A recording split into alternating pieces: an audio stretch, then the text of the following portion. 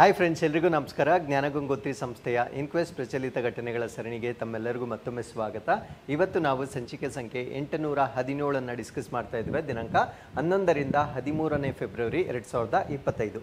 So ಇವತ್ತಿನ ಅಪ್ಡೇಟ್ಸನ್ನು ತಿಳಿಯೋದಕ್ಕಿಂತ ಮುಂಚೆ ಕಳೆದ ಸಂಚಿಕೆ 2 ಪ್ರಶ್ನೆಗಳ ಉತ್ತರಗಳು, ಪ್ರಶ್ನೆ ಸಂಖ್ಯೆ 1ಕ್ಕೆ ಆಪ್ಷನ್ ಸಿ ಮತ್ತು ಪ್ರಶ್ನೆ ಸಂಖ್ಯೆ 2ಕ್ಕೆ ಆಪ್ಷನ್ ಡಿ ಸರಿ ಉತ್ತರವಾಗಿರುತ್ತೆ. ಹಾಗಿದ್ರೆ ಇವತ್ತಿನ ಮೊದಲನೇ ಪ್ರಶ್ನೆಗೆ ಬರೋಣ. ಪ್ರಸ್ತಾಪಿತ ಅಪ್ಸರಕೊಂಡ ಮುಗಲಿ ಸಮುದ್ರ ವನ್ಯಜೀವಿ ಅಭಯಾರಣ್ಯ ಎಲ್ಲಿದೆ?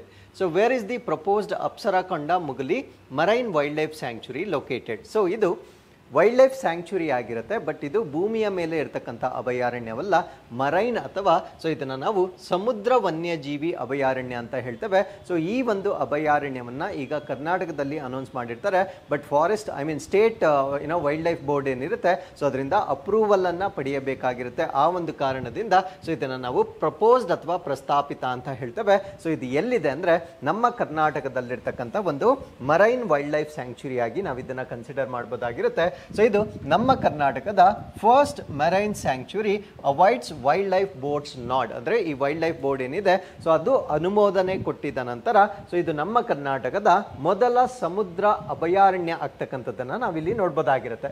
ಸೊ ಇದನ್ನ ನಾವೇನಂತ ಕರಿತೀವಿ ಅಂದ್ರೆ Apsarakonda Mugali marine wild life sanctuary ಅಂತ ಹೇಳ್ತೇವೆ. ಸೊ ಇದಕ್ಕೆ ಸ್ಟೇಟ್ ವೈಲ್ಡ್ ಲೈಫ್ ಬೋರ್ಡ್ ನಿಂದ ಈಗ ಅಪ್ರೂವಲ್ ಬರ್ತಕ್ಕಂಥದ್ದು ಮಾತ್ರ ಬಾಕಿ ಇರುತ್ತೆ. ಸೊ ಅನುಮೋದನೆಯನ್ನ ಕೊಟ್ಟ ನಂತರ ಇದು ನಮ್ಮ ಕರ್ನಾಟಕದ ಮೊಟ್ಟ ಮೊದಲ ಸಮುದ್ರ ವನ್ಯಜೀವಿ ಅಭಯಾರಣ್ಯ ಆಗ್ತಕ್ಕಂಥದ್ದನ್ನ ನಾವು ನೋಡ್ಬೋದಾಗಿರುತ್ತೆ.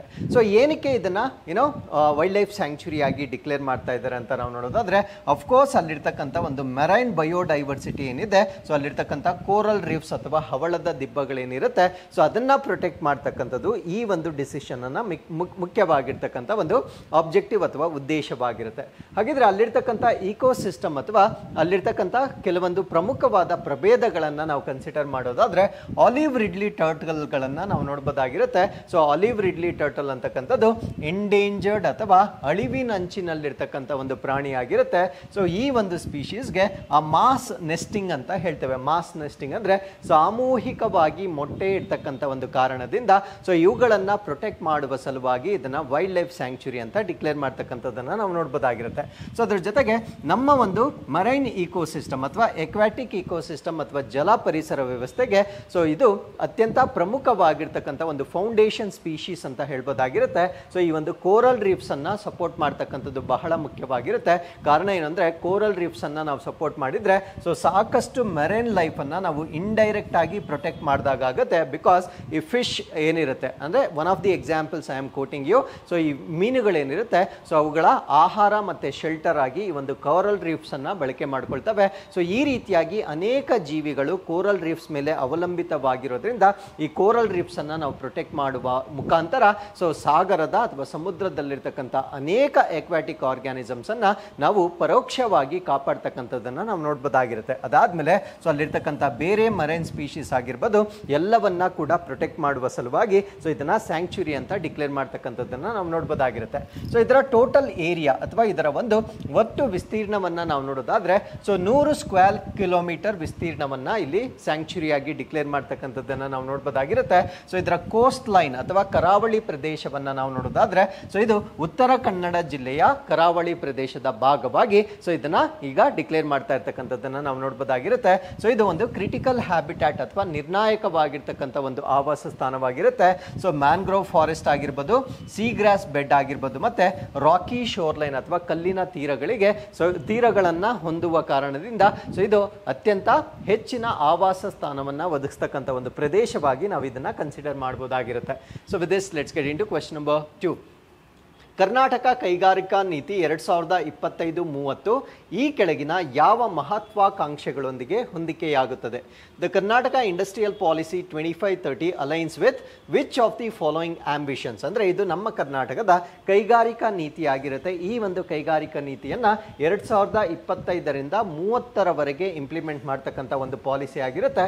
ಸೊ ಈ ಒಂದು ಪಾಲಿಸಿ ಯಾವ ಮಹತ್ವಾಕಾಂಕ್ಷೆಯೊಂದಿಗೆ ಅದು ಅಲೈನ್ ಆಗಿದೆ ಅಥವಾ ಹೊಂದಿಕೆ ಆಗಿದೆ ಅನ್ನೋದು ನಮ್ಮ ಪ್ರಶ್ನೆ ಆಗಿದೆ. ನೋಡ್ಬೋದಾಗಿರುತ್ತೆ. ಸೊ ಈ ಪ್ರಶ್ನೆಗೆ ಸರಿಯಾದ ಉತ್ತರ ನಮ್ಮ ಕರ್ನಾಟಕ ರಾಜ್ಯವನ್ನ ಹೈಟೆಕ್ ತಂತ್ರಜ್ಞಾನದ ಉತ್ಪಾದನೆಯ ಕೇಂದ್ರವನ್ನಾಗಿ ಮಾಡ್ತಕ್ಕಂಥದ್ದು. ಸೊ ಇದರ ಉದ್ದೇಶವಾಗಿರುತ್ತೆ making Karnataka a hub for hi-tech manufacturing. ಈ ಒಂದು ಉದ್ದೇಶದಿಂದ ಕರ್ನಾಟಕ ಇಂಡಸ್ಟ್ರಿಯಲ್ ಪಾಲಿಸಿ 2025 ಮತ್ತು 30 ನಾವಿಲ್ಲಿ ಇಂಪ್ಲಿಮೆಂಟ್ ಮಾಡ್ತಾ ಇದ್ದೇವೆ. ಹಾಗಿದ್ರೆ ಸೊ ಈ ಒಂದು ಪಾಲಿಸಿ ಏನಿದೆ, ಸೊ ಇದರಿಂದ 20 ಲಕ್ಷ ಜಾಬ್ಸ್ ಅಥವಾ ಉದ್ಯೋಗಗಳು ಕೂಡ ಕ್ರಿಯೇಟ್ ಆಗ್ತಕ್ಕಂಥದ್ದನ್ನ ನಾವು ನೋಡ್ಬೋದಾಗಿರುತ್ತೆ. ಸೊ ಇದರ ಬಗ್ಗೆ ನಾವು ಕಂಪ್ಲೀಟ್ ಆಗಿ ನಾವಿಲ್ಲಿ ಚರ್ಚೆ ಮಾಡ್ತಾ ಬರೋಣ.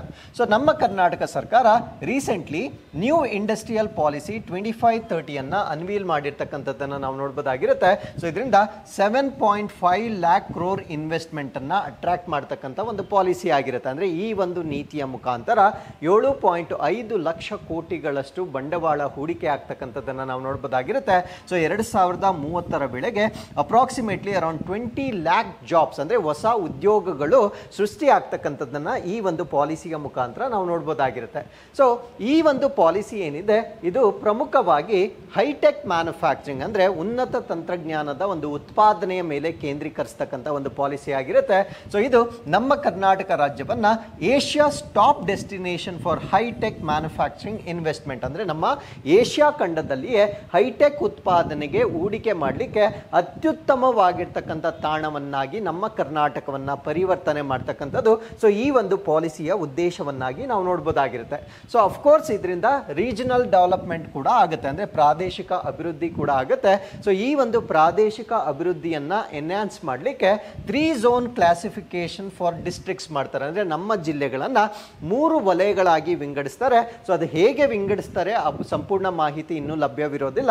ಬಟ್ ಬೇಸಿಕಲಿ ನಮ್ಮ ಜಿಲ್ಲೆಗಳನ್ನ 3 ವಲಯಗಳಾಗಿ ಈ ಒಂದು ಪಾಲಿಸಿಯ ಪ್ರಕಾರ ಡಿವೈಡ್ ಮಾಡ್ತಕ್ಕಂಥದ್ದನ್ನ ನಾವು ನೋಡ್ಬೋದಾಗಿರುತ್ತೆ. ಸೊ ಅದ್ರ ಜೊತೆಗೆ different incentives for ಇಂಡಸ್ಟ್ರಿಯಲಿ backward areas ಅಂದ್ರೆ ಈ ಒಂದು ಕೈಗಾರಿಕೆಗಳಿಂದ ತುಂಬಾ ಹಿಂದುಳಿದ ಪ್ರದೇಶಗಳೇನಿರ್ತವೆ ಆ ಪ್ರದೇಶಗಳನ್ನ ಗುರಿಯಾಗಿಸಿ ಇಟ್ಕೊಂಡು ಸೊ ವಿಭಿನ್ನ ಪ್ರೋತ್ಸಾಹಗಳನ್ನ ನೀಡ್ತಕ್ಕಂಥದ್ದನ್ನ ನಾವು ನೋಡ್ಬೋದಾಗಿರುತ್ತೆ. ಅಂದ್ರೆ ಯಾವ ಜಿಲ್ಲೆಗಳಲ್ಲಿ ಈ ಒಂದು ಕೈಗಾರಿಕೀಕರಣ ಕೊಂಡಿರೋದಿಲ್ಲ ಸೊ ಅವುಗಳಿಗೆ ವಿಶೇಷವಾಗಿರ್ತಕ್ಕಂಥ ಪ್ರೋತ್ಸಾಹವನ್ನ ಈ ಒಂದು ನೀತಿಯ ಮುಖಾಂತರ ನೀಡ್ತಕ್ಕಂಥದ್ದನ್ನ ನಾವು ನೋಡ್ಬೋದಾಗಿರುತ್ತೆ. ಸೊ ಈ ಒಂದು ಪಾಲಿಸಿಯಲ್ಲಿ ಅವರು ಕಾನ್ಸಂಟ್ರೇಟ್ ಮಾಡ್ತಾ ಇರ್ತಕ್ಕಂಥ ಕೀ ಸೆಕ್ಟರ್ಸ್ ಅಥವಾ ಪ್ರಮುಖ ವಲಯಗಳು ಯಾವುದು ಅಂತ ನಿಮಗೆ ಪ್ರಶ್ನೆ ಕೇಳಿದ್ರೆ ಸೊ ಇದು ಏರೋಸ್ಪೇಸ್ ಆಗಿರ್ಬೋದು, ಡಿಫೆನ್ಸ್ ಅಂದ್ರೆ ನಮ್ಮ ರಕ್ಷಣಾ ಕ್ಷೇತ್ರ ಆಗಿರ್ಬೋದು, ಎಲೆಕ್ಟ್ರಾನಿಕ್ಸ್, ಸ್ಟೀಲ್, ಸಿಮೆಂಟ್, ಟೆಕ್ಸ್ಟೈಲ್ ಅಂದ್ರೆ ಜವಳಿ, ರಿನ್ಯೂಬಲ್ ಎನರ್ಜಿ ಅಥವಾ ನವೀಕರಿಸಬಹುದಾದ ಶಕ್ತಿ, ಬಯೋಟೆಕ್ನಾಲಜಿ ಅಥವಾ ಜೈವಿಕ ತಂತ್ರಜ್ಞಾನ, ಫಾರ್ಮಾಸ್ಯೂಟಿಕಲ್ಸ್ ಅಥವಾ ಔಷಧ ವಿಜ್ಞಾನ, ಅದಾದ್ಮೇಲೆ ಆಟೋಮೊಬೈಲ್ಸ್ಗಳು, ಅದಾದ್ಮೇಲೆ ಟೂರಿಸಂ ಅಥವಾ ಪ್ರವಾಸೋದ್ಯಮಕ್ಕೆ ಸಂಬಂಧಪಟ್ಟಂತೆ ಸೊ ಈ ಒಂದು ಪಾಲಿಸಿಯಲ್ಲಿ ಪ್ರಮುಖ ವಲಯಗಳಾಗಿ ಕನ್ಸಿಡರ್ ಮಾಡಿರ್ತಕ್ಕಂಥದ್ದನ್ನ ನಾವು ನೋಡ್ಬೋದಾಗಿರುತ್ತೆ. ಸೊ ಅದರ ಜೊತೆಗೆ ಸಸ್ಟೈನಬಿಲಿಟಿ ಅಥವಾ ಸುಸ್ಥಿರತೆ. ಸೊ ಈ ಒಂದು ಪಾಲಿಸಿಯ ಮುಖಾಂತರ emphasises on green industrial practices ಅಂದ್ರೆ ನಮ್ಮ ಕೈಗಾರಿಕೆಗಳ ಒಂದು ಹೊಸ ಡೆವಲಪ್ಮೆಂಟ್ ಏನಿರುತ್ತೆ ಸೊ ಅಲ್ಲಿ ಹಸಿರು ಇಂಧನವನ್ನ ಅಥವಾ ನವೀಕರಿಸಬಹುದಾಗಿರ್ತಕ್ಕಂಥ ಇಂಧನವನ್ನ ಹೆಚ್ಚಾಗಿ ಬಳಕೆ ಮಾಡಲಿಕ್ಕೆ ಪ್ರೋತ್ಸಾಹ ಮಾಡ್ತಕ್ಕಂಥದ್ದು, ಸಸ್ಟೈನಬಿಲಿಟಿ ಅಥವಾ ಸುಸ್ಥಿರತೆಯನ್ನ ಕಾಪಾಡ್ಕೊಳ್ತಕ್ಕಂಥದ್ದು ಕೂಡ ಈ ಒಂದು ಪಾಲಿಸಿಯಲ್ಲಿರ್ತಕ್ಕಂಥ ಆಬ್ಜೆಕ್ಟಿವ್ಸ್ಗಳಲ್ಲಿ ನಾವು ನೋಡ್ಬೋದಾಗಿರುತ್ತೆ. ಸೊ ಅದ್ರ ಜೊತೆಗೆ ಈಕೋ ಫ್ರೆಂಡ್ಲಿ ಇಂಡಸ್ಟ್ರೀಸ್ಗಳನ್ನು ಡೆವಲಪ್ ಮಾಡ್ತಕ್ಕಂಥದ್ದು ಅಂದರೆ ನಮ್ಮ ಪರಿಸರಕ್ಕೆ ಸ್ನೇಹಿ ಆಗಿರ್ತಕ್ಕಂಥ ಒಂದು ಕೈಗಾರಿಕೆಗಳನ್ನ ಡೆವಲಪ್ ಮಾಡ್ತಕ್ಕಂಥದ್ದು ಸೊ ಈ ಪಾಲಿಸಿಯಲ್ಲಿರ್ತಕ್ಕಂಥ ಪ್ರಮುಖವಾದ ಹೈಲೈಟ್ ಆಗಿರುತ್ತೆ. ಅದರ ಜೊತೆಗೆ MSME ಅಂದರೆ ಮೈಕ್ರೋ ಸ್ಮಾಲ್ ಮತ್ತು ಮೀಡಿಯಂ ಎಂಟರ್ಪ್ರೈಸಸ್ಗೆ ಇದರಲ್ಲಿ ಸಪೋರ್ಟ್ ಅನ್ನು ಕೊಡ್ತಾರೆ. 30% industrial area land is reserved for MSME ಅಂದರೆ ಈ ಒಂದು ಪಾಲಿಸಿಯ ಅಡಿಯಲ್ಲಿ ಟೋಟಲ್ ಲ್ಯಾಂಡ್ ಏನು ಇಲ್ಲಿ ಡೆವಲಪ್ ಮಾಡ್ತಾ ಇದ್ದಾರೆ ಸೊ ಅದರಲ್ಲಿ 30% ಲ್ಯಾಂಡನ್ನು MSMEಗಳಿಗಾಗಿ ಡೆಡಿಕೇಟ್ ಮಾಡಿರ್ತಕ್ಕಂಥದ್ದನ್ನು ನಾವು ನೋಡ್ಬೋದಾಗಿರುತ್ತೆ. ಸೊ ಅದ್ರ ಜೊತೆಗೆ ಸ್ಪೆಸಿಫಿಕ್ ಅಲೋಕೇಶನ್ಸ್ ಫಾರ್ SC/ST ಆಂಟರ್ಪ್ರಿನಿಯರ್ಸ್ ಅಂದರೆ ಇದರ ಒಳಗಡೆ ಮತ್ತೆ ಈ SC ಮತ್ತು SC ಕಮ್ಯುನಿಟಿ ಅಥವಾ ಆ ಒಂದು ಕಮ್ಯುನಿಟಿಗೆ ಸೇರಿರ್ತಕ್ಕಂಥ ಉದ್ಯಮಿಗಳೇನಿರ್ತಾರೆ ಸೊ ಅವರಿಗೆ ನಿರ್ದಿಷ್ಟವಾಗಿ ಹಂಚಿಕೆ ಮಾಡ್ತಕ್ಕಂಥದ್ದನ್ನು ನಾವಿಲ್ಲಿ ಪ್ರಮುಖವಾಗಿ ಗಮನಿಸಬಹುದಾಗಿರುತ್ತೆ. ಸೊ ಅಲ್ಲಿಗೆ ಕಮ್ಯುನಿಟಿ ಅಪ್ಲಿಫ್ಟ್ಮೆಂಟ್ ಅನ್ನು ಸಸ್ಟೈನಬಿಲಿಟಿಯನ್ನು ಎರಡನ್ನೂ ಕೂಡ ಒಳಗೊಂಡಂತೆ ಸೊ ಈ ಒಂದು ಪಾಲಿಸಿಯನ್ನ ಇಂಪ್ಲಿಮೆಂಟ್ ಮಾಡ್ತಾ ಇರ್ತಕ್ಕಂಥದ್ದನ್ನು ನಾವು ನೋಡ್ಬೋದಾಗಿರುತ್ತೆ. ಆಬ್ವಿಯಸ್ಲಿ ಸೊ ಸಾಕಷ್ಟು ಇನ್ಫ್ರಾಸ್ಟ್ರಕ್ಚರ್ ಅಥವಾ ಮೂಲ ಸೌಕರ್ಯಗಳನ್ನು ಅಭಿವೃದ್ಧಿ ಮಾಡಬೇಕಾಗಿರುತ್ತೆ. ಸೊ ಇದರಲ್ಲಿ ನ್ಯೂ ಇನ್ವೆಸ್ಟ್ಮೆಂಟ್ ಝೋನ್ಸ್ ಅನ್ನು ನಾವು ನೋಡ್ಬೋದಾಗಿರುತ್ತೆ. ಸೊ ಅದ್ರ ಜೊತೆಗೆ ಪಬ್ಲಿಕ್ ಅಂಡ್ ಪ್ರೈವೇಟ್ ಪಾರ್ಟ್ನರ್ಶಿಪ್ಸ್ ಅಂದರೆ ಸಾರ್ವಜನಿಕ ಮತ್ತು ಖಾಸಗಿ ಸಹಭಾಗಿತ್ವವನ್ನು ಈ ಪಾಲಿಸಿಯಲ್ಲಿ ಎನ್ಕರೇಜ್ ಮಾಡ್ತಾರೆ. ಸೊ ಅದ್ರ ಜೊತೆಗೆ ಕನೆಕ್ಟಿವಿಟಿ ಅಥವಾ ಸಂಪರ್ಕವನ್ನು ಹೆಚ್ಚು ಮಾಡ್ತಕ್ಕಂಥದ್ದು, ಇನ್ಕ್ಲೂಡಿಂಗ್ ಸೆಕೆಂಡ್ ಇಂಟರ್ನ್ಯಾಷನಲ್ ಏರ್ಪೋರ್ಟ್ ಇನ್ ಬೆಂಗಳೂರು. ಸೊ ಈ ಒಂದು ಪಾಲಿಸಿಯ ಅಡಿಯಲ್ಲಿ ನಮ್ಮ ಬೆಂಗಳೂರಿನಲ್ಲಿ ಎರಡನೇ ಒಂದು ವಿಮಾನ ನಿಲ್ದಾಣವನ್ನು ಕೂಡ ಡೆವಲಪ್ ಮಾಡ್ತಕ್ಕಂಥ ಒಂದು ಆಬ್ಜೆಕ್ಟಿವ್ ಅನ್ನ ಇಲ್ಲಿ ಮೂಲ ಸೌಕರ್ಯಗಳ ಅಡಿಯಲ್ಲಿ ನಾವಿಲ್ಲಿ ನೋಡ್ಬೋದಾಗಿರುತ್ತೆ. ಸೊ ಅದರ ಜೊತೆಗೆ ಈಸ್ ಆಫ್ ಡೂಯಿಂಗ್ ಬಿಸ್ನೆಸ್, ಅಂದ್ರೆ ಯಾವುದೇ ಒಂದು ವ್ಯವಹಾರ ಅಥವಾ ಒಂದು ಇಂಡಸ್ಟ್ರಿಯನ್ನ ಸ್ಟಾರ್ಟ್ ಮಾಡಬೇಕಾಗಿದ್ರೆ ಸರ್ಕಾರದ ವತಿಯಿಂದ ಸಾಕಷ್ಟು ಕಂಪ್ಲಯನ್ಸಸ್ಗಳಿರ್ತವೆ, ಅಂದ್ರೆ ಕೆಲವೊಂದು ರೂಲ್ಸ್ ಅಂಡ್ ರೆಗ್ಯುಲೇಷನ್ಸ್ ಇರುತ್ತೆ. ಆ ಎಲ್ಲ ಅಪ್ರೂವಲ್ಸ್ಗಳನ್ನು ನಾವು ಪಡಿಬೇಕಾಗಿರುತ್ತೆ. ಆ ಪ್ರೋಸೆಸ್ ಅನ್ನ ಈ ಒಂದು ನೀತಿಯ ಮುಖಾಂತರ ಸಿಂಪ್ಲಿಫಿಕೇಶನ್ ಅಥವಾ ಸರಳೀಕರಣ ಮಾಡಿರ್ತಕ್ಕಂಥದ್ದನ್ನು ನಾವು ನೋಡ್ಬೋದಾಗಿರುತ್ತೆ. ಸೊ ಅದರಿಂದ ತ್ವರಿತವಾಗಿ ಒಂದು ಅಪ್ರೂವಲ್ ಅಂತಕ್ಕಂಥ ಪ್ರೋಸೆಸ್ ಬೇಗ ಆದಾಗ ಅದನ್ನೇ ನಾವೇನಂತ ಕರಿತೀವಿ ಅಂದ್ರೆ ಈಸ್ ಆಫ್ ಡೂಯಿಂಗ್ ಬಿಸ್ನೆಸ್ ಅಂತ ಹೇಳ್ತೇವೆ. ಅದ್ರ ಜೊತೆಗೆ ಹ್ಯೂಮನ್ ಕ್ಯಾಪಿಟಲ್ ಅನ್ನ ಕೂಡ ಡೆವಲಪ್ ಮಾಡಲಾಗುತ್ತೆ ಅಥವಾ ಮಾನವ ಬಂಡವಾಳ ಅಭಿವೃದ್ಧಿಯನ್ನ ಮಾಡಲಾಗುತ್ತೆ. ಸೊ ಮಾನವ ಬಂಡವಾಳ ಅಂದ್ರೆ so every individual in the country, ಅಂದ್ರೆ ವರ್ಕಿಂಗ್ ಏಜ್ ಪಾಪ್ಯುಲೇಷನ್ ಏನಿರುತ್ತೆ ಸೊ ಅದನ್ನ ನಾವು ಎಕನಾಮಿಕಲಿ ಕಾಂಟ್ರಿಬ್ಯೂಟ್ ಮಾಡ್ತಕ್ಕಂಥ ಹ್ಯೂಮನ್ ಕ್ಯಾಪಿಟಲ್ ಅಂತ ಹೇಳ್ಬೋದಾಗಿರುತ್ತೆ. ಸೊ ಅವರನ್ನ ಕೂಡ ನಾವು ಅಪ್ ಸ್ಕಿಲ್ಲಿಂಗ್ ಮಾಡಬೇಕು, ಅಂದ್ರೆ ಅವರ ಕೌಶಲ್ಯಗಳನ್ನ ನಾವು ವೃದ್ಧಿ ಮಾಡಬೇಕಾಗಿರುತ್ತೆ.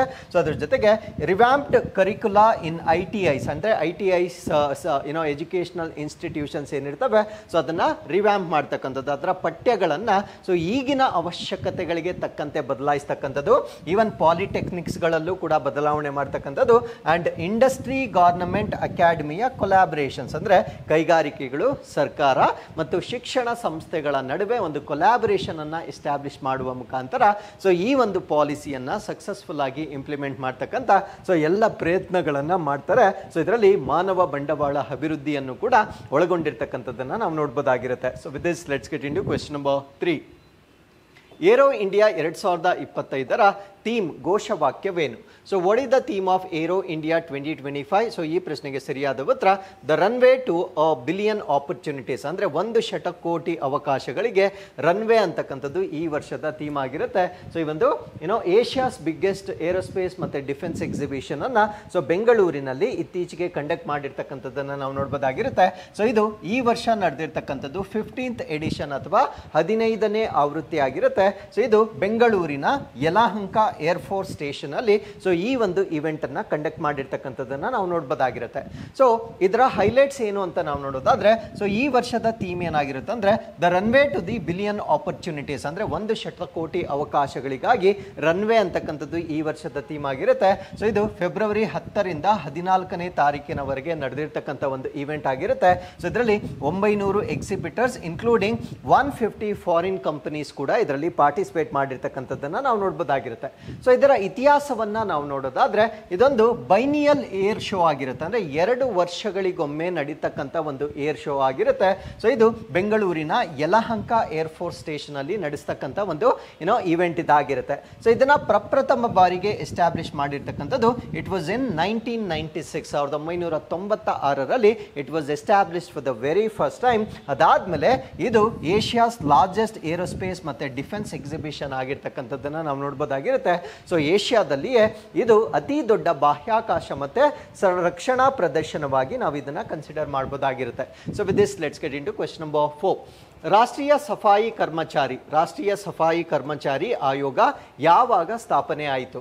When was the national commission for Safai Karmachari established? ಈ ಪ್ರಶ್ನೆಗೆ ಸರಿಯಾದ ಉತ್ತರ ಸೊ ಇದನ್ನ ಆಗಸ್ಟ್ 1994ರಲ್ಲಿ ಸ್ಥಾಪನೆ ಮಾಡಲಾಯಿತು. ಸೊ ಇದರ ಬಗ್ಗೆ ನಾನು ಯಾಕೆ ಪ್ರಶ್ನೆಯನ್ನ ಕೊಟ್ಟಿದ್ದೀನಿ ಅಂದ್ರೆ ಈ ಒಂದು ಕ್ಯಾಬಿನೆಟ್ ಈಗ ಈ ಸಫಾಯಿ ಕರ್ಮಚಾರಿ ಕಮಿಷನ್ ಏನಿದೆ ಅಂದ್ರೆ ಈ ಸಫಾಯಿ ಕರ್ಮಚಾರಿ ಆಯೋಗ ಏನಿದೆ ಸೊ ಈ ಒಂದು ಆಯೋಗದ ಅವಧಿ ಏನಿರುತ್ತೆ ಇದನ್ನ ಸಚಿವ ಸಂಪುಟ ಇನ್ನೂ ಮುಂದುವರಿಸಲಿಕ್ಕೆ ನಿರ್ಧಾರವನ್ನ ತೆಗೆದುಕೊಂಡಿರುವ ಕಾರಣದಿಂದ ಸೊ ಇದು ಮತ್ತೊಮ್ಮೆ ಸುದ್ದಿಯಲ್ಲಿರ್ತಕ್ಕಂಥ ಒಂದು ವಿಷಯವಾಗಿರುತ್ತೆ. So union cabinet has approved 3 years of extension, ಅಂದ್ರೆ ಇನ್ನೂ 3 ವರ್ಷಗಳಿಗೆ ಇದನ್ನ ವಿಸ್ತರಣೆ ಮಾಡಿರ್ತಾರೆ.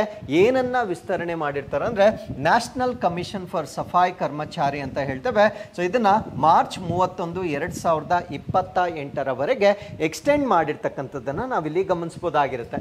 ಸೊ ಈ ಒಂದು ಡಿಸಿಷನ್ ಏನಿದೆ ಮತ್ತೆ ಏನಕ್ಕೋಸ್ಕರ ಈ ಒಂದು ನಿರ್ಧಾರವನ್ನ ತೆಗೆದುಕೊಂಡಿರ್ತಾರೆ ಅಂದ್ರೆ to continue efforts to eliminate manual scavenging and improve the socio economic conditions of the sanitation workers. ಅಂದ್ರೆ ಈ ಒಂದು ನೈರ್ಮಲ್ಯ ಕಾರ್ಮಿಕರು ಏನಿರ್ತಾರೆ ಸೊ ಅವರ ಸಾಮಾಜಿಕ ಮತ್ತು ಆರ್ಥಿಕ ಸ್ಥಿತಿಗಳನ್ನ ಬದಲಾವಣೆ ಮಾಡ್ತಕ್ಕಂಥದ್ದು, ಅದಾದ್ಮೇಲೆ ಕೈಯಿಂದ ಮಲವನ್ನ ಹೊರತಕ್ಕಂಥ ಒಂದು ಕೆಲಸ ಏನಿರುತ್ತೆ ಸೊ ಅದನ್ನ ತೊಡೆದು ಹಾಕುವ ಉದ್ದೇಶದಿಂದ ಸೊ ಇದನ್ನ ಈಗ ಎಕ್ಸ್ಟೆಂಡ್ ಮಾಡಿರ್ತಕ್ಕಂಥದ್ದನ್ನ ನಾವಿಲ್ಲಿ ನೋಡ್ಬೋದಾಗಿರುತ್ತೆ. ಸೊ ಈಗ ನ್ಯಾಷನಲ್ ಕಮಿಷನ್ ಫಾರ್ ಸಫಾಯಿ ಕರ್ಮಚಾರಿ ಇದರ ಬಗ್ಗೆ ನಾವು ಬೇಸಿಕ್ ಇನ್ಫಾರ್ಮೇಶನ್ ಅನ್ನ ತಿಳ್ಕೊಳ್ಳೋದಾದ್ರೆ ಸೊ ಇದು ಎಸ್ಟಾಬ್ಲಿಷ್ ಆಗಿರ್ತಕ್ಕಂಥ ದಿನಾಂಕ ನಾನು ಪ್ರಶ್ನೆಯಲ್ಲೇ ಹೇಳಿದ್ದೇನೆ 1994 ಅಲ್ಲಿ ಇದನ್ನ ಎಸ್ಟಾಬ್ಲಿಷ್ ಮಾಡಿರ್ತಾರೆ. ಇದೊಂದು ಸ್ಟ್ಯಾಟ್ಯುಟರಿ ಬಾಡಿ ಅಥವಾ ಶಾಸನಬದ್ಧವಾಗಿರ್ತಕ್ಕಂಥ ಸಂಸ್ಥೆ ಆಗಿರುತ್ತೆ. ಸೊ ಇದನ್ನ ಯಾವ ಕಾಯ್ದೆಯ ಅಡಿಯಲ್ಲಿ ಸ್ಥಾಪನೆ ಮಾಡಿರ್ತಾರೆ ಅಂದ್ರೆ national commission for Safai Karmachari act 1993 ಅಂದ್ರೆ 1993ರ ರಾಷ್ಟ್ರೀಯ ಸಫಾಯಿ ಕರ್ಮಚಾರಿಗಳ ಆಯೋಗ ಕಾಯ್ದೆ ಇದರ ಅಡಿಯಲ್ಲಿ ಸ್ಥಾಪನೆ ಮಾಡಿರ್ತಕ್ಕಂಥದ್ದನ್ನ ನಾವು ನೋಡ್ಬೋದಾಗಿರುತ್ತೆ. ಸೊ ಇದರ ಪ್ರೈಮರಿ ಮ್ಯಾಂಡೇಟ್ ಅಂದ್ರೆ ಯಾವ ಕಾರಣಕ್ಕಾಗಿ ಇದನ್ನ ಸ್ಥಾಪನೆ ಮಾಡಿರ್ತಾರೆ ಅಂದ್ರೆ to work towards the socio economic upliftment of the sanitation workers. ಅಂದ್ರೆ ಸ್ಯಾನಿಟೇಷನ್ ವರ್ಕರ್ಸ್ ಅನ್ನ ನಾವು ಸಫಾಯಿ ಕರ್ಮಚಾರಿ ಅಂತ ಹೇಳ್ತೇವೆ. ಸೊ ಅವರ ಸೋಶಿಯೋ ಸಾಮಾಜಿಕ ಮತ್ತೆ ಆರ್ಥಿಕವಾಗಿ ಅವರನ್ನ ಮೇಲ್ದರ್ಜೆಗೆ ತರ್ತಕ್ಕಂಥದ್ದು ಇದರ ಉದ್ದೇಶವಾಗಿರುತ್ತೆ. ಮತ್ತೆ ಕೈಯಿಂದ ಮಲವನ್ನ ಹೊರತಕ್ಕಂಥ ಒಂದು ಪ್ರಾಕ್ಟೀಸ್ ಇರುತ್ತೆ. ಸೊ ಅದನ್ನ ಎಲಿಮಿನೇಟ್ ಮಾಡ್ತಕ್ಕಂಥ ಉದ್ದೇಶದಿಂದ ಇದನ್ನ ಪ್ರಾರಂಭ ಮಾಡಲಾಗುತ್ತೆ. ಸೊ ಇದರ ಫಂಕ್ಷನ್ಸ್ ಮತ್ತೆ ಮ್ಯಾಂಡೇಟ್ಸ್ಗಳು ಏನು ಅಂತ ನಾವು ನೋಡೋದಾದ್ರೆ they recommend specific programmes to eliminate inequality in status, facilities and opportunities. ಅಂದ್ರೆ ನೈರ್ಮಲ್ಯ ಕಾರ್ಮಿಕರು ಏನಿರ್ತಾರೆ ಅವರ ಸ್ಥಾನಮಾನವಾಗಿರ್ಬೇಕು, ಅವರಿಗೆ ಸಿಗ್ತಕ್ಕಂಥ ಸೌಲಭ್ಯಗಳಾಗಿರ್ಬೋದು ಮತ್ತೆ ಅವರಿಗೆ ಸಿಗ್ತಕ್ಕಂಥ ಅವಕಾಶಗಳಾಗಿರ್ಬೋದು, ಅದರಲ್ಲಿರ್ತಕ್ಕಂಥ ಅಸಮಾನತೆಗಳೇನಿರ್ತವೆ ಸೊ ಅದನ್ನ ತೊಡೆದು ಹಾಕುವ ಉದ್ದೇಶದಿಂದ ಸೊ ಇದು ಕಾರ್ಯ ಮಾಡ್ತಕ್ಕಂಥದ್ದನ್ನ ನಾವಿಲ್ಲಿ ನೋಡ್ಬೋದಾಗಿರುತ್ತೆ. ಸೊ ಅದಾದ್ಮೇಲೆ they also monitor and evaluate ಅಂದ್ರೆ ಮೇಲ್ವಿಚಾರಣೆ ಕೂಡ ಮಾಡ್ತಾರೆ, ಮೌಲ್ಯಮಾಪನವನ್ನ ಕೂಡ ಮಾಡ್ತಾರೆ. ಏನನ್ನ ಮೇಲ್ವಿಚಾರಣೆ ಮಾಡ್ತಾರೆ ಅಂದ್ರೆ studies and evaluates the implementation of the socio economic rehabilitation programmes. ಅಂದ್ರೆ ಈ ಒಂದು ಸೋಶಿಯೋ ಅಂದ್ರೆ ಸಾಮಾಜಿಕ ಮತ್ತು ಆರ್ಥಿಕ ಪುನರ್ವಸತಿ ಕಾರ್ಯಕ್ರಮಗಳನ್ನ ಏನು ಈಗ ಪ್ರಾರಂಭ ಮಾಡ್ತಾರೆ ಸೊ ಅದರ ಅನುಷ್ಠಾನ ಹೇಗಾಗ್ತಾ ಇದೆ ಅನ್ನೋದನ್ನ ಕೂಡ ಮೇಲ್ವಿಚಾರಣೆ ಮಾಡಿ ಮೌಲ್ಯಮಾಪನ ಮಾಡ್ತಕ್ಕಂಥದ್ದು ಕೂಡ ಸೊ ಈ ಒಂದು ಆಯೋಗದ ಜವಾಬ್ದಾರಿಗಳಲ್ಲಿ ಒಂದಾಗಿರುತ್ತೆ. ಅದರ ಜೊತೆಗೆ they also conduct investigation on specific grievances. ಅಂದ್ರೆ ಇವರಿಗೆ ಸಂಬಂಧಪಟ್ಟಂತೆ ಕುಂದುಕೊರತೆಗಳು ಏನಾದರೂ ಇದ್ದಲ್ಲಿ ಸೊ ಅದನ್ನ ಬಗೆಹರಿಸ್ತಕ್ಕಂಥದ್ದು ಅಥವಾ ಅದನ್ನ ಇನ್ವೆಸ್ಟಿಗೇಟ್ ಮಾಡ್ತಕ್ಕಂಥದ್ದು ಕೂಡ ಇವರ ಕರ್ತವ್ಯವಾಗಿರುತ್ತೆ. ಅದರ ಜೊತೆಗೆ they take suo motu notice of any matter relating to the non implementation of the programmes or schemes. ಅಂದ್ರೆ ಇವರಿಗೆ ಸಂಬಂಧಪಟ್ಟಂತೆ ಯಾವುದೇ ಕಾರ್ಯಕ್ರಮಗಳಾಗಿರ್ಬೋದು ಅಥವಾ ಯೋಜನೆಗಳಾಗಿರ್ಬೋದು ಇಂಪ್ಲಿಮೆಂಟೇಷನ್ ಅಂದ್ರೆ ಅನುಷ್ಠಾನ ಮಾಡದೇ ಇದ್ದಲ್ಲಿ ಸುಮೋಟೋ ನೋಟಿಸ್ ಅನ್ನ ಕೊಡಬಹುದಾಗಿರುತ್ತೆ. ಸುಮೋಟೋ ಅಂದ್ರೆ ಸ್ವಯಂ ಪ್ರೇರಿತವಾಗಿ ಆ ಒಂದು ನೋಟಿಸ್ ಅನ್ನ ಕೊಡ್ತಕ್ಕಂಥ ಅಧಿಕಾರವನ್ನ ಕೂಡ ಅಥವಾ ನೋಟಿಸ್ ಅನ್ನ ಕೊಡ್ತಕ್ಕಂಥದ್ದು ಕೂಡ ಇದರ ಜವಾಬ್ದಾರಿಯಾಗಿ ನಾವಿಲ್ಲಿ ಗಮನಿಸಬಹುದಾಗಿರುತ್ತೆ. ಸೊ ಅದ್ರ ಜೊತೆಗೆ they also monitor working conditions. ಅಂದ್ರೆ monitors working conditions including health, safety and wages and makes reports to the central and state governments. ಅಂದ್ರೆ ಅವರ ಆರೋಗ್ಯ ಸುರಕ್ಷತೆ ಆಗಿರ್ಬೋದು, ಅವರಿಗೆ ಕೊಡ್ತಕ್ಕಂಥ ಒಂದು ವೇತನ ಆಗಿರ್ಬೋದು, ಅದಾದ್ಮೇಲೆ ಅವರು ಕೆಲಸ ಮಾಡ್ತಕ್ಕಂಥ ಪರಿಸ್ಥಿತಿಗಳು ಅಂದ್ರೆ ಅವರು ಕೆಲಸ ಮಾಡಬೇಕಾಗಿದ್ರೆ ಅವರಿಗೆ ಬೇಕಾಗಿರ್ತಕ್ಕಂಥ ಕೆಲವೊಂದು ಸೂಟಬಲ್ ಟೂಲ್ಸ್ ಬೇಕಾಗಿರುತ್ತೆ ಅಥವಾ ಸಲಕರಣೆಗಳು ಬೇಕಾಗಿರುತ್ತೆ. ಸೊ ಆ ಒಂದು ಪರಿಸ್ಥಿತಿಗಳನ್ನ ಕೂಡ ಮೇಲ್ವಿಚಾರಣೆ ಮಾಡ್ತಕ್ಕಂಥದ್ದು, ಮೇಲ್ವಿಚಾರಣೆ ಮಾಡಿ ಆ ಒಂದು ವರದಿಯನ್ನ ಕೇಂದ್ರ ಮತ್ತು ರಾಜ್ಯ ಸರ್ಕಾರಗಳಿಗೆ ಸಲ್ಲಿಸ್ತಕ್ಕಂಥದ್ದು ಕೂಡ ಸೊ ಇದಕ್ಕೆ ಇರ್ತಕ್ಕಂಥ ಒಂದು ಜವಾಬ್ದಾರಿ ಆಗಿರುತ್ತೆ. ಅದ್ರ ಜೊತೆಗೆ so they also make policy recommendations. ಅಂದ್ರೆ ಸೊ ಇವರಿಗೆ ಬೇಕಾಗಿರ್ತಕ್ಕಂಥ ಅಂದ್ರೆ ಸಫಾಯಿ ಕರ್ಮಚಾರಿಗಳನ್ನ ಸಾಮಾಜಿಕವಾಗಿ ಮತ್ತು ಆರ್ಥಿಕವಾಗಿ ಮುನ್ನಡೆಗೆ ತರಲಿಕ್ಕೆ ಸೊ ಬೇಕಾಗಿರ್ತಕ್ಕಂಥ ಒಂದು ನೀತಿಗಳನ್ನ ಸ್ಥಾಪನೆ ಮಾಡಲಿಕ್ಕೆ ಇವರು ಶಿಫಾರಸುಗಳನ್ನ ಕೂಡ ಕೊಡ್ತಕ್ಕಂಥದ್ದನ್ನ ನಾವಿಲ್ಲಿ ಗಮನಿಸಬಹುದಾಗಿರುತ್ತೆ. ಸೊ ಅದ್ರ ಜೊತೆಗೆ they ensure compliances with the prohibition of employment as manual scavengers and their rehabilitation act 2013 ಅಂದ್ರೆ 2013ರ ಒಂದು ಕಾಯ್ದೆಯ ಪ್ರಕಾರ ಕೈಯಿಂದ ಮಲ ಹೊರುವ ಕಾರ್ಮಿಕರಾಗಿ ಉದ್ಯೋಗ ನಿಷೇಧ ಮತ್ತು ಅವರ ಪುನರ್ವಸತಿ ಕಾಯ್ದೆ 2013ರ ಅನುಸರಣೆಯನ್ನ ಖಚಿತಪಡಿಸ್ಕೊಳ್ತಾರೆ. ಅಂದ್ರೆ ಕೈಯಿಂದ ಒಂದು ಮಲವನ್ನ ರಿಮೂವ್ ಮಾಡ್ತಕ್ಕಂಥದ್ದನ್ನ ಕಡ್ಡಾಯವಾಗಿ ಟರ್ಮಿನೇಟ್ ಮಾಡ್ತಕ್ಕಂಥ ಒಂದು ಪ್ರೋಸೆಸ್ ಏನಿರುತ್ತೆ ಸೊ ಅದರ ಅನುಸರಣೆಯನ್ನ ಕೂಡ ಖಚಿತಪಡಿಸ್ಕೊಳ್ತಕ್ಕಂಥದ್ದು ಈ ಒಂದು ಆಯೋಗದ ಉದ್ದೇಶವಾಗಿರ್ತಕ್ಕಂಥದ್ದನ್ನ ನಾವು ನೋಡ್ಬೋದಾಗಿರುತ್ತೆ. So with this let's get into question number 5. ಉನ್ನತ ಶಿಕ್ಷಣಕ್ಕೆ ಸ್ಪಷ್ಟ ದೃಷ್ಟಿಕೋನವನ್ನು ಖಚಿತಪಡಿಸಿಕೊಳ್ಳಲು ನೀತಿ ಆಯೋಗ ವರದಿಯು ಯಾವ ಉಪಕ್ರಮವನ್ನು ಪ್ರಸ್ತಾಪಿಸುತ್ತದೆ? What initiative does NITI Aayog report propose to ensure clear vision for higher education? ಅಂದರೆ ನಮ್ಮ ಭಾರತ ದೇಶದಲ್ಲಿ ಉನ್ನತ ಶಿಕ್ಷಣವನ್ನು ಇನ್ನೂ ಕೂಡ ಹೆಚ್ಚಾಗಿ ವಿದ್ಯಾರ್ಥಿಗಳಿಗೆ ನೀಡುವ ಸಲುವಾಗಿ ನಮ್ಮ ಭಾರತ ದೇಶದ ನೀತಿ ಆಯೋಗ ಯಾವ ಉಪಕ್ರಮವನ್ನು ಪ್ರಸ್ತಾಪ ಮಾಡಿದೆ ಅನ್ನೋದು ನಮ್ಮ ಪ್ರಶ್ನೆ ಆಗಿದೆ. ಅಂದರೆ ಹೈಯರ್ ಎಜುಕೇಷನನ್ನು ಇನ್ನೂ ಡೆವಲಪ್ ಮಾಡ್ತಕ್ಕಂಥ ಉದ್ದೇಶದಿಂದ ನೀತಿ ಆಯೋಗ ಪ್ರಪೋಸ್ ಮಾಡಿರ್ತಕ್ಕಂಥ ಒಂದು ಇನಿಷಿಯೇಟಿವ್ ಯಾವುದು ಅನ್ನೋದು ನಮ್ಮ ಪ್ರಶ್ನೆ ಆಗಿತ್ತು. ಸೊ ಈ ಪ್ರಶ್ನೆಗೆ ಸರಿಯಾದ ಉತ್ತರ 2047 ರಾಜ್ಯ ಮಟ್ಟದ ಉನ್ನತ ಶಿಕ್ಷಣ ದೃಷ್ಟಿಕೋನವನ್ನು ಪರಿಚಯಿಸುವುದು. ಅಂದರೆ introducing a state level higher education vision for 2027. So ಈ ಒಂದು ಇನಿಷಿಯೇಟಿವ್ ಅನ್ನು ನಾವು ನೀತಿ ಆಯೋಗದ ಮುಖಾಂತರ ನೋಡ್ಬೋದಾಗಿರುತ್ತೆ. ಸೊ ಈ ಒಂದು ಪ್ರಶ್ನೆಯನ್ನು ಕೊಡಲಿಕ್ಕೆ ಕಾರಣ ಏನು ಅಂದರೆ ನೀತಿ Aayog releases policy report. So ನೀತಿ ಆಯೋಗದ ವತಿಯಿಂದ ಈ ಒಂದು ನೀತಿ ವರದಿ ಬಿಡುಗಡೆ ಆಗಿರ್ತಕ್ಕಂಥದ್ದನ್ನು ನಾವು ನೋಡ್ಬೋದಾಗಿರುತ್ತೆ.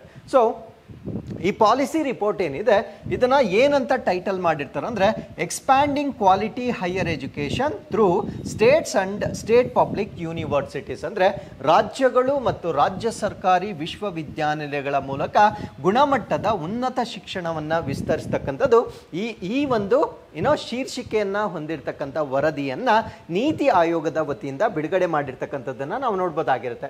ಸೊ ಇದರ ಹೈಲೈಟ್ಸ್ ಅಥವಾ ಪ್ರಮುಖ ಅಂಶಗಳು ಅಂದರೆ ಈ ಒಂದು ವರದಿಯಲ್ಲಿ ಅವರು ನೋಟಿಸ್ ಮಾಡಿರ್ತಕ್ಕಂಥ ಅಥವಾ ಹೇಳಿರ್ತಕ್ಕಂಥ ಪ್ರಮುಖವಾದ ಅಂಶಗಳನ್ನು ನಾವು ನೋಡೋದಾದ್ರೆ ವಿಷನ್ ಮತ್ತೆ ಗೋಲ್ಸ್, ದೃಷ್ಟಿಕೋನ ಮತ್ತೆ ಅವರ ಗುರಿಗಳೇನು ಅಂತ ನಾವು ನೋಡೋದಾದ್ರೆ the report aligns with the National Education Policy 2020 ಅಂದರೆ ರಾಷ್ಟ್ರೀಯ ಶಿಕ್ಷಣ ನೀತಿ 2020 ಅವರ ಒಂದು ದೃಷ್ಟಿಕೋನ ಹೊಂದಿಕೆ ಆಗ್ತಾ ಇರ್ತಕ್ಕಂಥದ್ದನ್ನು ನಾವು ನೋಡ್ಬೋದಾಗಿರುತ್ತೆ. ಸೊ ಇದರಲ್ಲಿ majorly transforming higher education in India ಅಂದರೆ ನಮ್ಮ ಭಾರತ ದೇಶದಲ್ಲಿ ಉನ್ನತ ಶಿಕ್ಷಣವನ್ನು ರೂಪಾಂತರ ಮಾಡ್ತಕ್ಕಂಥದ್ದು ಇದರ ಉದ್ದೇಶವಾಗಿರುತ್ತೆ. ಅದರ ಜೊತೆಗೆ it also focuses on improving the quality and funding governance employability of state public universities. ಅಂದರೆ ರಾಜ್ಯ ಸಾರ್ವಜನಿಕ ವಿಶ್ವವಿದ್ಯಾನಿಲಯಗಳೇನಿರ್ತವೆ ಸೊ ಇವುಗಳ ಗುಣಮಟ್ಟವನ್ನು ಹೆಚ್ಚು ಮಾಡ್ತಕ್ಕಂಥದ್ದು, ಅವರಿಗೆ ಬರ್ತಕ್ಕಂಥ ಹಣಕಾಸು ಅಥವಾ ಫಂಡಿಂಗನ್ನು ಹೆಚ್ಚು ಮಾಡ್ತಕ್ಕಂಥದ್ದು, ಆಡಳಿತ ಮತ್ತು ಉದ್ಯೋಗ ಸಾಮರ್ಥ್ಯಗಳನ್ನು ಸುಧಾರಿಸುವತ್ತ ಸೊ ಗಮನ ಹರಿಸ್ತಕ್ಕಂಥದ್ದನ್ನು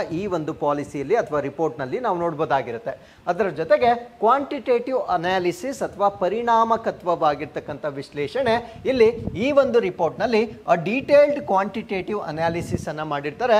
ಯಾವುದನ್ನ ಅನಾಲಿಸಿಸ್ ಮಾಡಿರ್ತಾರೆ ಅಂದ್ರೆ performance of SPUs over the last decade, ಅಂದ್ರೆ ಕಳೆದ ಒಂದು ದಶಕದಲ್ಲಿ ಸ್ಟೇಟ್ ಯೂನಿವರ್ಸಿಟೀಸ್ಗಳೇನಿರ್ತವೆ ಸೊ ಅವುಗಳ ಕಾರ್ಯಕ್ಷಮತೆ ಹೇಗಿತ್ತು ಅನ್ನೋದನ್ನ ಕೂಡ ಈ ಒಂದು ನೀತಿಯಲ್ಲಿ ಬಿಡುಗಡೆ ಮಾಡಿರ್ತಕ್ಕಂಥದ್ದನ್ನ ನಾವು ನೋಡ್ಬೋದಾಗಿರುತ್ತೆ. ಸೊ ಅದರ ಜೊತೆಗೆ consultations with officers from 20 states and union territories, 50 vice chancellors and senior academicians ಅಂದರೆ 20 ರಾಜ್ಯಗಳು ಮತ್ತು ಕೇಂದ್ರಾಡಳಿತ ಪ್ರದೇಶಗಳ ಅಧಿಕಾರಿಗಳ ಜೊತೆ, ಅದಾದ್ಮೇಲೆ 50 ಉಪಕುಲಪತಿಗಳು ಮತ್ತು ಹಿರಿಯ ಶಿಕ್ಷಣ ತಜ್ಞರೊಂದಿಗೆ ಸಮಾಲೋಚನೆ ಮಾಡಿರ್ತಕ್ಕಂಥ ಇನ್ಸೈಟ್ಸ್ ಅನ್ನ ಕೂಡ ಸೊ ಈ ಒಂದು ವರದಿಯಲ್ಲಿ ಬಿಡುಗಡೆ ಮಾಡಿರ್ತಕ್ಕಂಥದ್ದನ್ನ ನಾವು ನೋಡ್ಬೋದಾಗಿರುತ್ತೆ. ಅದ್ರ ಜೊತೆಗೆ ಇವ್ರು ಮಾಡಿರ್ತಕ್ಕಂಥ ಪಾಲಿಸಿ ರೆಕಮೆಂಡೇಶನ್ಸ್ ಅಥವಾ ನೀತಿ ಶಿಫಾರಸುಗಳನ್ನು ನಾವು ನೋಡೋದಾದ್ರೆ ಎನ್ಹಾನ್ಸ್ ರಿಸರ್ಚ್ ಕೇಪಬಿಲಿಟೀಸ್ ಅಂದರೆ ಈ ಸಂಶೋಧನೆಗಳನ್ನು ಹೆಚ್ಚು ಮಾಡ್ತಕ್ಕಂಥ ಒಂದು ಸಾಮರ್ಥ್ಯಗಳನ್ನು ವೃದ್ಧಿ ಮಾಡ್ತಕ್ಕಂಥದ್ದು, ಇಂಪ್ರೂವ್ ಪೆಡಗಾಗಿ ಅಂದರೆ ಈ ಶಿಕ್ಷಣವನ್ನ ನೀಡ್ತಕ್ಕಂಥ ಒಂದು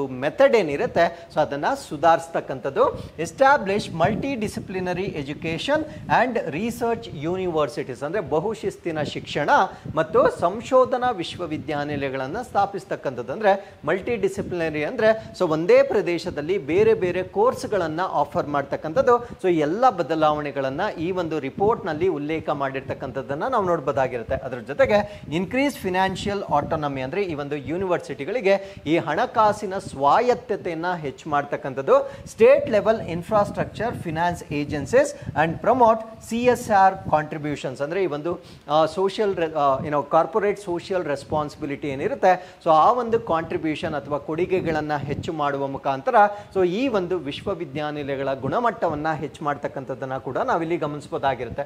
ಸೊ ಅದರ ಜೊತೆಗೆ ಗವರ್ನೆನ್ಸ್ ಅನ್ನ ಅಭಿವೃದ್ಧಿ ಮಾಡ್ತಕ್ಕಂಥದ್ದು ಅಂದರೆ ಆಡಳಿತವನ್ನ ಹೆಚ್ಚು ಮಾಡ್ತಕ್ಕಂಥದ್ದು. ಈ ನಿಟ್ಟಿನಲ್ಲಿ strengthen governance structure, introduce a state level higher education vision for 2047 ಅಂದರೆ 2047 ಅಥವಾ ಅಷ್ಟರ ಹೊತ್ತಿಗೆ ರಾಜ್ಯ ಮಟ್ಟದ ಉನ್ನತ ಶಿಕ್ಷಣ ದೃಷ್ಟಿಕೋನವನ್ನು ಪರಿಚಯಿಸುವುದು. ಇದನ್ನೇನಕ್ಕೆ ಪರಿಚಯ ಮಾಡಬೇಕಂತ ಪ್ರಪೋಸ್ ಮಾಡ್ತಾ ಇದ್ದಾರೆ ಅಂದರೆ ಅಲ್ಲಿರ್ತಕ್ಕಂಥ ಆಡಳಿತವನ್ನು ಸುಧಾರಣೆ ಮಾಡ್ತಕ್ಕಂಥದ್ದು ಇದರ ಉದ್ದೇಶವಾಗಿರುತ್ತೆ. ಸೊ ಅದ್ರ ಜೊತೆಗೆ ಎಂಪ್ಲಾಯಬಿಲಿಟಿ ಅಥವಾ ಉದ್ಯೋಗಾರ್ಹತೆಯನ್ನು ಹೆಚ್ಚು ಮಾಡ್ತಕ್ಕಂಥದ್ದು, focus on workforce upskilling ಅಂದರೆ ಕೌಶಲ್ಯಗಳನ್ನು ಹೆಚ್ಚು ಮಾಡ್ತಕ್ಕಂಥದ್ದು, ಇಂಡಸ್ಟ್ರಿಗಳ ಜೊತೆಗೆ ಕೊಲ್ಯಾಬರೇಷನ್ಸ್ಗಳನ್ನು ಮಾಡ್ಕೊಳ್ತಕ್ಕಂಥದ್ದು, ಇದರಿಂದ ಅವರ ಎಂಪ್ಲಾಯಬಿಲಿಟಿಯನ್ನು ಹೆಚ್ಚು ಮಾಡ್ತಕ್ಕಂಥದ್ದು. ಯಾಕಂದರೆ ಕೇವಲ ಶಿಕ್ಷಣ ಅಂದರೆ ಪುಸ್ತಕಗಳನ್ನು ಓದುವುದರಿಂದ ಪ್ರಾಕ್ಟಿಕಲ್ ನಾಲೆಜ್ ಬರೋದಿಲ್ಲ. ಅದರಿಂದ ಇಂಡಸ್ಟ್ರಿಗಳ ಜೊತೆ ಕೊಲ್ಯಾಬರೇಷನ್ ಮಾಡಿಕೊಳ್ಳುವ ಮುಖಾಂತರ ಆ ಒಂದು ಪ್ರಾಯೋಗಿಕ ಜ್ಞಾನವನ್ನು ಮಕ್ಕಳಿಗೆ ನೀಡ್ತಕ್ಕಂಥ ಉದ್ದೇಶದಿಂದ ಸೊ ಈ ಒಂದು ಎಂಪ್ಲಾಯಬಿಲಿಟಿಯನ್ನು ನಾವು ಹೆಚ್ಚು ಮಾಡ್ತಕ್ಕಂಥದ್ದನ್ನು ನಾವಿಲ್ಲಿ ನೋಡ್ಬೋದಾಗಿರುತ್ತೆ. So with this let's get into question number 6. 2024 ಭ್ರಷ್ಟಾಚಾರ ಗ್ರಹಿಕೆ ಸೂಚ್ಯಾಂಕ ಪ್ರಕಾರ ಯಾವ ದೇಶವು ವಿಶ್ವದಲ್ಲಿಯೇ ಅತ್ಯಂತ ಕಡಿಮೆ ಭ್ರಷ್ಟ ದೇಶವೆಂಬ ಸ್ಥಾನವನ್ನು ಪಡೆದಿದೆ? So which country has been ranked as the least corrupt in the world according to 2024 corrupt perception index ಅಥವಾ CPI? ಸೊ ಈ ಪ್ರಶ್ನೆಗೆ ಸರಿಯಾದ ಉತ್ತರ ನಮ್ಮ ಪ್ರಪಂಚದಲ್ಲಿಯೇ ಅತ್ಯಂತ ಕಡಿಮೆ ಭ್ರಷ್ಟಾಚಾರವನ್ನು ಹೊಂದಿರತಕ್ಕಂಥ ರಾಷ್ಟ್ರ ಡೆನ್ಮಾರ್ಕ್ ಆಗಿರುತ್ತೆ. ಸೊ ಈ ಒಂದು ವರದಿಯನ್ನು ನಾವು world's most and least corrupt nations ಅಂತ ಈ ಒಂದು ವರದಿ ಬಿಡುಗಡೆ ಆಗಿರುತ್ತೆ. ಅಂದರೆ ಪ್ರಪಂಚದಲ್ಲಿಯೇ ಅತಿ ಹೆಚ್ಚು ಭ್ರಷ್ಟಾಚಾರ ಮತ್ತು ಅತಿ ಕಡಿಮೆ ಭ್ರಷ್ಟಾಚಾರವನ್ನು ಹೊಂದಿರತಕ್ಕಂಥ ರಾಷ್ಟ್ರಗಳ ಪಟ್ಟಿಯನ್ನು ಈಗ ಬಿಡುಗಡೆ ಮಾಡಿರ್ತಾರೆ. ಸೊ ಈ ಒಂದು ಇಂಡೆಕ್ಸ್ ಅನ್ನು ನಾವೇನಂತ ಕರಿತೀವಿ ಅಂದರೆ ಕರಪ್ಷನ್ ಪರ್ಸೆಪ್ಷನ್ ಇಂಡೆಕ್ಸ್ ಅಂತ ಕರಿತೇವೆ. ಸೊ ಇದನ್ನ ರಿಲೀಸ್ ಮಾಡಿರ್ತಕ್ಕಂಥವ್ರು ಯಾರು ಅಂದರೆ ಟ್ರಾನ್ಸ್ಪರೆನ್ಸಿ ಇಂಟರ್ನ್ಯಾಷನಲ್ ಅವರು ರಿಲೀಸ್ ಮಾಡಿರ್ತಕ್ಕಂಥ ಒಂದು ವರದಿ ಆಗಿರುತ್ತೆ. ಸೊ ಈ ಒಂದು ವರದಿಯ ಪ್ರಕಾರ ಡೆನ್ಮಾರ್ಕ್ ಅನ್ನ ನಮ್ಮ ಪ್ರಪಂಚದ ಅತ್ಯಂತ ಕಡಿಮೆ ಕರಪ್ಟ್ ಕಂಟ್ರಿ ಅಥವಾ ಅತಿ ಕಡಿಮೆ ಭ್ರಷ್ಟಾಚಾರವನ್ನ ಹೊಂದಿರತಕ್ಕಂಥ ರಾಷ್ಟ್ರ ಅಂತ ಡಿಕ್ಲೇರ್ ಮಾಡಿರ್ತಾರೆ. ಸೊ ಇದು 2ನೇ ಬಾರಿ ಸತತವಾಗಿ ಇದು ಮೊದಲನೇ ರ್ಯಾಂಕ್ ಅನ್ನ ಪಡೆದುಕೊಂಡಿರುತ್ತೆ. ಸೊ 100 ಅಂಕಗಳಿಗೆ 90 ಅಂಕಗಳನ್ನು ಗಳಿಸುವ ಮುಖಾಂತರ ಸೊ ಈ ರಾಷ್ಟ್ರ ಮೊದಲ ಸ್ಥಾನದಲ್ಲಿರ್ತಕ್ಕಂಥದ್ದನ್ನು ನಾವು ನೋಡ್ಬೋದಾಗಿರುತ್ತೆ. So Denmark is in the first position ಆಗಿರುತ್ತೆ. 90 ಔಟ್ ಆಫ್ 100 ಸ್ಕೋರ್ ಅನ್ನು ತೆಗೆದುಕೊಂಡಿರುತ್ತೆ. 2ನೇ ಸ್ಥಾನದಲ್ಲಿ ನಾವು ಫಿನ್ಲ್ಯಾಂಡ್ ಅನ್ನು ನೋಡ್ಬೋದಾಗಿರುತ್ತೆ. 3ನೇ ಸ್ಥಾನದಲ್ಲಿ ನಾವು ಸಿಂಗಪೂರ್ ಅನ್ನು ನೋಡ್ಬೋದಾಗಿರುತ್ತೆ.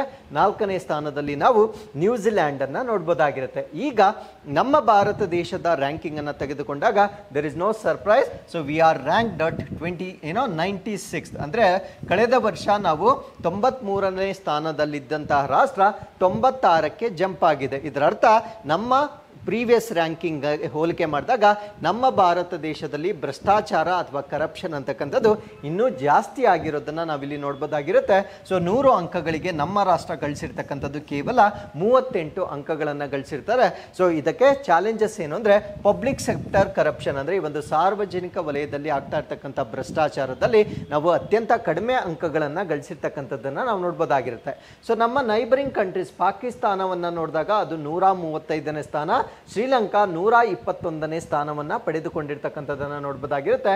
Bangladesh is in 149 and China 76ನೇ ಸ್ಥಾನವನ್ನು ಪಡೆದುಕೊಂಡಿರ್ತಕ್ಕಂಥದ್ದನ್ನು ನಾವು ನೋಡ್ಬೋದಾಗಿರುತ್ತೆ. So with this let's get into question number 7. ಅಂತಾರಾಷ್ಟ್ರೀಯ ಅರೇಬಿಯನ್ ಚಿರತೆ ದಿನವನ್ನು ಯಾವಾಗ ಆಚರಿಸಲಾಗುತ್ತದೆ?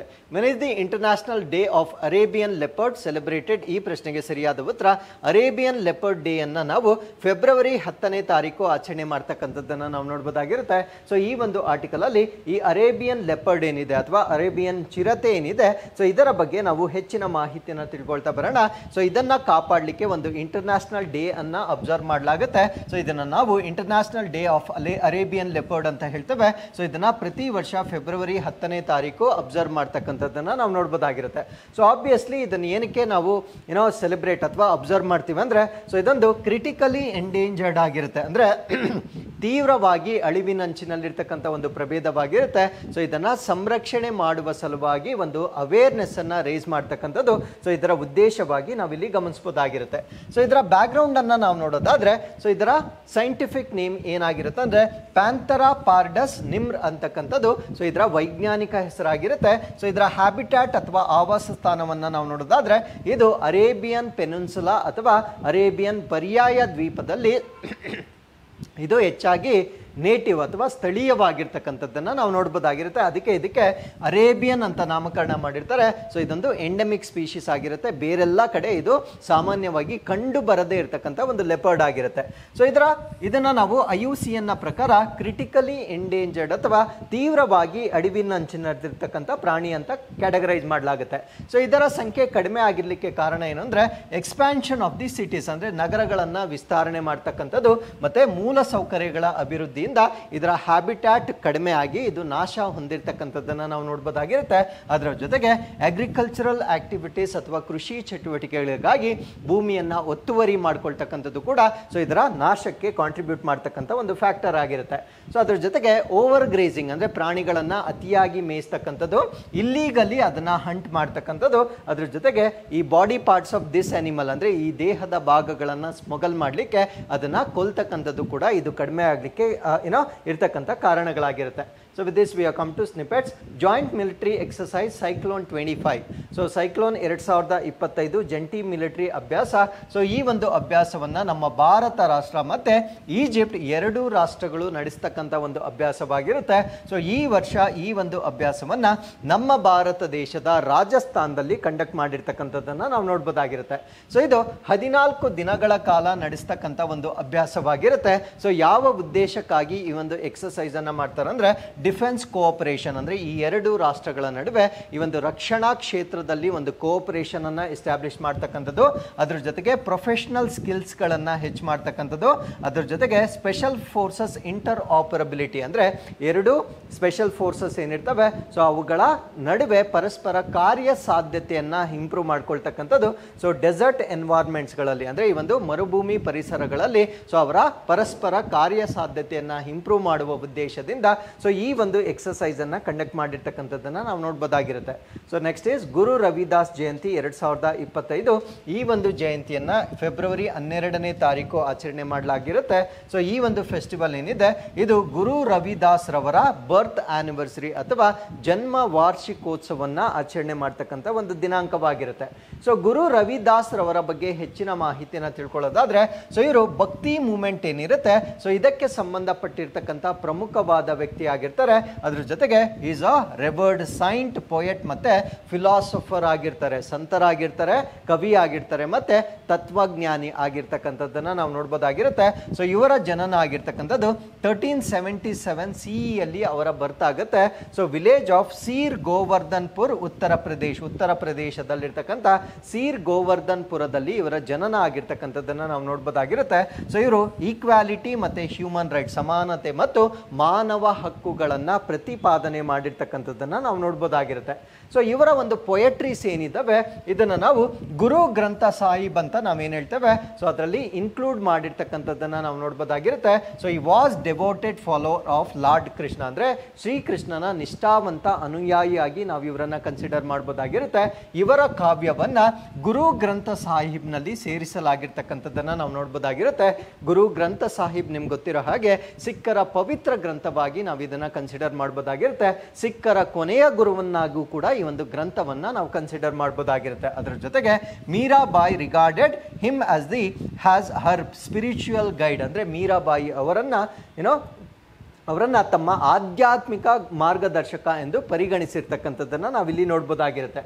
ಸೊ ಇವರ ಕೀ ಟೀಚಿಂಗ್ಸ್ ಮತ್ತೆ ಅವರ ಕೋಟ್ಸ್ ಅಥವಾ ಉಲ್ಲೇಖಗಳನ್ನು ನಾವು ನೋಡೋದಾದ್ರೆ ಸೊ ಇವುಗಳನ್ನೆಲ್ಲ ನೀವು ಎಸ್ಸೆ ರೈಟಿಂಗ್ ಅಥವಾ ಎಥಿಕ್ಸ್ ಆ್ಯಂಡ್ ಇಂಟಿಗ್ರಿಟಿಯಲ್ಲಿ ನಿಮ್ಮ ಪ್ರಶ್ನೆಗಳಿಗೆ ಸಂಬಂಧಪಟ್ಟಂತೆ ಈ ಒಂದು ಕೋಟ್ಸನ್ನು ನೀವು ಬಳಕೆ ಮಾಡ್ಕೊಳ್ಬೋದಾಗಿರುತ್ತೆ. ಸೊ ಈ ನಿಟ್ಟಿನಲ್ಲಿ ಇವರ ಬೋಧನೆಗಳು ಮತ್ತು ಕೋಟ್ಸ್ಗಳನ್ನು ನಾವು ಕನ್ಸಿಡರ್ ಮಾಡೋದಾದರೆ ಈಕ್ವಾಲಿಟಿ ಆ್ಯಂಡ್ ಹ್ಯೂಮನ್ ರೈಟ್ಸ್, ಅಂದರೆ equality and human rights teaching that all beings are equal in the eyes of the lord, ಅಂದರೆ ಭಗವಂತನ ದೃಷ್ಟಿಯಲ್ಲಿ ಎಲ್ಲ ಜೀವಿಗಳು ಸಮಾನರು ಅಂತಕ್ಕಂಥದ್ದು ಸೊ ಇವ್ರು ಕೊಟ್ಟಿರ್ತಾರೆ ಬೋಧನೆಗಳಲ್ಲಿ ಒಂದಾಗಿರುತ್ತೆ. ಅದಾದ್ಮೇಲೆ ಡಿವೋಷನ್ ಅಂಡ್ ಲವ್, ಭಕ್ತಿ ಮತ್ತು ಪ್ರೀತಿ, ಅಂದ್ರೆ loving devotion to God, stating that Lord cannot be found by book learning or empty words but only by loving devotion. ಅಂದ್ರೆ ಯಾವಾಗ ನಾವು ದೇವರು ನಮ್ಮನ್ನ ಪ್ರೀತಿಸ್ತಾನೆ ಅಂದ್ರೆ ಸೊ ನಾವು ಭಕ್ತಿಯನ್ನ ಸೂಚಿಸಿದಾಗ ದೇವರು ನಮ್ಮನ್ನ ಪ್ರೀತಿಸ್ತಾನೆ ಅಂತಕ್ಕಂಥ ಒಂದು ಟೀಚಿಂಗ್ ಅನ್ನು ಕೂಡ ಸೊ ಇವರು ಕೊಟ್ಟಿರ್ತಕ್ಕಂಥದ್ದನ್ನ ನಾವು ನೋಡ್ಬೋದಾಗಿರುತ್ತೆ. ಅದ್ರ ಜೊತೆಗೆ ಇನ್ನರ್ ಪ್ಯೂರಿಟಿ ಅಥವಾ ಆಂತರಿಕ ಶುದ್ಧತೆ, ಅಂದ್ರೆ ನಮ್ಮ ಮನಸ್ಸನ್ನ ಎಷ್ಟು ಶುದ್ಧವಾಗಿ ಇಟ್ಕೊಳ್ತೇವೆ ಅದಕ್ಕೆ ಸಂಬಂಧಪಟ್ಟಂತೆ he believed that God God resides in hearts free from hatred, greed ಮತ್ತೆ ಮೆಲೈಸ್. ಅಂದ್ರೆ ಯಾರ ಹೃದಯದಲ್ಲಿ ದ್ವೇಷ, ದುರಾಸೆ ಮತ್ತು ದುರುದ್ದೇಶಗಳು ತುಂಬಿರೋದಿಲ್ಲ, ಅವರ ಹೃದಯಗಳಲ್ಲಿ ಮಾತ್ರ ದೇವರು ನೆಲೆಸಿರ್ತಾನೆ ಅಂತಕ್ಕಂಥ ಮಾತನ್ನ ಇವರು ಹೇಳ್ತಾರೆ. ಅದ್ರ ಜೊತೆಗೆ ವರ್ಚ್ಯೂ ಓವರ್ ಸ್ಟೇಟಸ್, ಅಂದ್ರೆ ಸ್ಥಾನಮಾನಕ್ಕಿಂತ ಸದ್ಗುಣ ಮುಖ್ಯ ಅಂತಕ್ಕಂಥ ಒಂದು ಪ್ರೀಚಿಂಗ್ ಅನ್ನ ಕೂಡ ಸೊ ಇವರು ಕೊಟ್ಟಿರ್ತಕ್ಕಂಥದ್ದನ್ನ ನಾವು ನೋಡ್ಬೋದಾಗಿರುತ್ತೆ. ಸೊ ಇಲ್ಲಿಗೆ we are completed all the updates of the day. We are come to inquest challenge number 817ಗೆ ಬಂದಿರ್ತೇವೆ. ಸೊ ಇದು ಪ್ರಶ್ನೆ ಸಂಖ್ಯೆ 1 ಆಗಿರುತ್ತೆ ಮತ್ತು ಇದು ಪ್ರಶ್ನೆ ಸಂಖ್ಯೆ 2 ಆಗಿರುತ್ತೆ. ಸೊ ಇಲ್ಲಿಗೆ ಇವತ್ತಿನ ಎಲ್ಲ ಅಪ್ಡೇಟ್ಸ್ಗಳು ಕಂಪ್ಲೀಟ್ ಆಗಿರುತ್ತೆ. ಮತ್ತೊಮ್ಮೆ ನಾಳಿನ ಅಪ್ಡೇಟ್ಸ್ನೊಂದಿಗೆ ನಾನು ನಿಮ್ಮನ್ನ ಭೇಟಿ ಆಗ್ತೇನೆ. ಸೊ ಅಲ್ಲಿವರೆಗೂ keep reading, take care of your selves and thank you very much for watching this.